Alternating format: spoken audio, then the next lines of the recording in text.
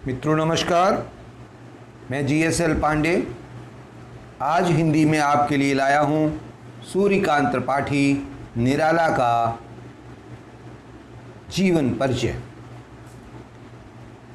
महात्मा कबीर के बाद हिंदी साहित्य जगत में यदि किसी फक्कड़ और निर्भीक कवि का जन्म हुआ तो वे थे महाकवि निराला। निराला के काव्य में कबीर का फक्कड़पन और निर्भीकता, सूफियों का सादापन, सूर तुलसी की प्रतिभा और प्रसाद की सौंदर्य चेतना साकार हो उठी है।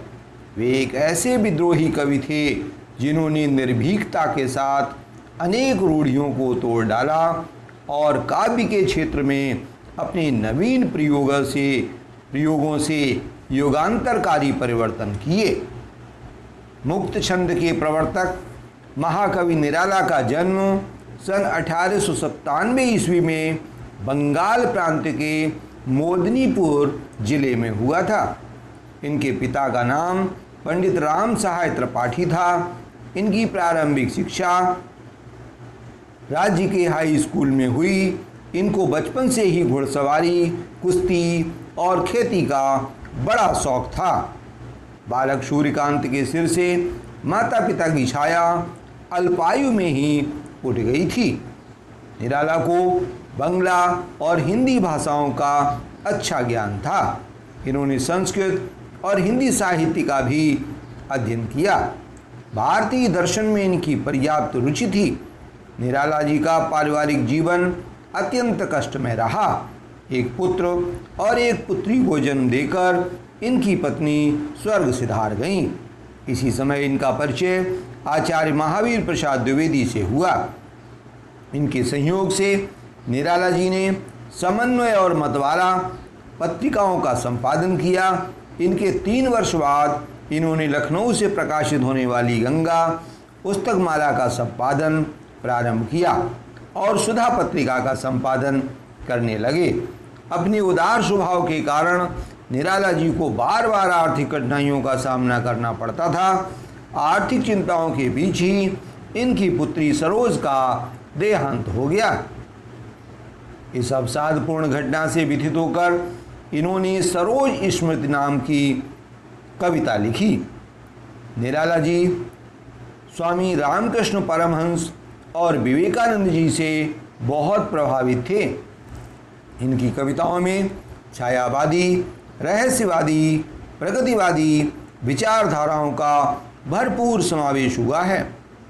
15 अक्टूबर सन 1961 ईस्वी में निराला जी की मृत्यु हो गई। निराला बहुमुखी प्रतिभा के कलाकार थे।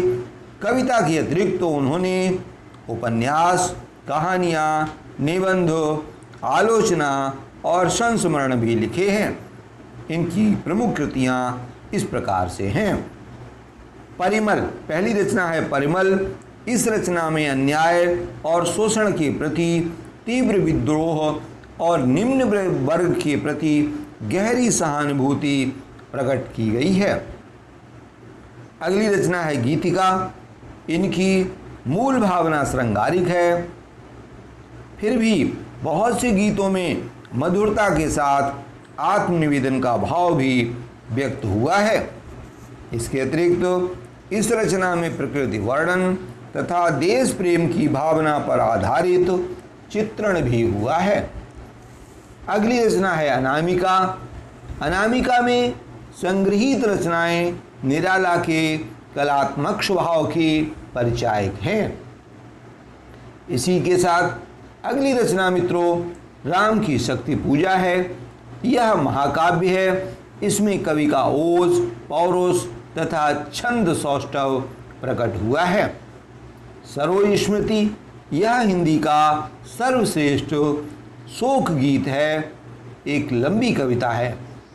अन्य रचनाओं में कुकुरमुत्ता, अड़िमा, अपरा, बेला, नए पत्ते, आराधना, अर्चना, रविंद्र कविता कानन आदि भी इनकी अन्य सुंदर काव्य रचनाएं हैं। गद्य रचनाएं भी हैं इनकी। निराला जी कतिपय गद्य रचनाएं उनकी इस प्रकार से हैं। लिली, चतुरी चमार, अलका, प्रभावती, बिल्लेश्वर बकरिया, बिल्लेश्वर बकरिया और निरुपमा, इस प्रकार इनकी गद्य की रचनाएं हैं। निराला जी ने तत्कालीन काव्य परंपरा पर आधारित छंद एवं बिंब विधान की उपेक्षा करके स्वच्छंद एवं छंद मुक्त कविताओं की रचनाएं प्रारंभ की। नवीन बिंब विधान एवं काव्य चित्रों को प्रस्तुत किया। मित्रों, इनकी कविताओं की कुछ श्रेष्ठ पंक्तियां देखें। कविता इन्होंने एक लिखी है परिमल, जिसमें बादल राग, उसमें से देखते हैं झूम झूम मृदु गरज गरज घन घोर राग अमर, अंबर में भर निज रोर। राग अमर, अंबर में भर निज रोर। अगली पंक्तियां हैं चल रे चल मेरे पागल बादल, चल रे चल मेरे पागल बादल। अगली कुछ पंक्तियां कविता संध्या सुंदरी से हैं। वह संध्या सुंदरी परिसी धीरे धीरे धीरे। इसी में अगली पंक्ति है सिर्फ एक अव्यक्त शब्द सा चुप चुप चुप है गूंज रहा सब कहीं। सिर्फ एक अव्यक्त शब्द सा चुप चुप चुप है गूंज रहा सब कहीं। इसी में अगली पंक्ति है दीन कविता से। यहाँ कभी मत आना, वो दीन व्यक्ति से कहते हैं यहाँ कभी मत आना, उत्पीड़न का राज्य दुख ही दुख, यहाँ कभी मत आना। इसी प्रकार कुछ और बहुत महत्वपूर्ण पंक्तियाँ। विरहाकुल कमनीय कंठ से आप निकल पड़ता तब एक विहाग। अगली पंक्ति है क्रूर यहाँ पर कहलाते हैं सूर। इसी प्रकार अगली पंक्ति यह मेरा इनका उनका सबका स्पंदन, हास्य से मिला हुआ क्रंदन, हास्य से मिला हुआ क्रंदन। मित्रों, इन्हीं पंक्तियों के साथ श्री निराला जी का जीवन परिचय यहीं समाप्त होता है। कल नए परिचय के साथ आपके सामने उपस्थित होंगे। आज का वीडियो यहीं समाप्त होता है। मित्रों, जय हिंद।